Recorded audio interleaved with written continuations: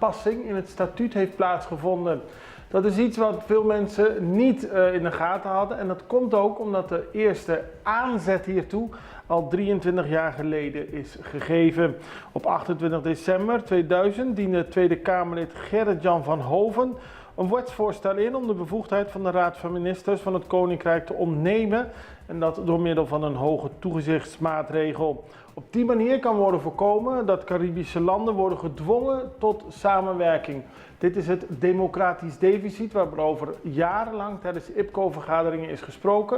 Het wetsvoorstel werd gedaan in 2000. Daarna werd het in 2016 door de Tweede Kamer en de Eerste Kamer aangenomen. Toen ging het ook naar de parlementen. Pas nu is er daadwerkelijk een verandering gekomen en heeft de koning per koninklijk besluit deze verandering ondertekend.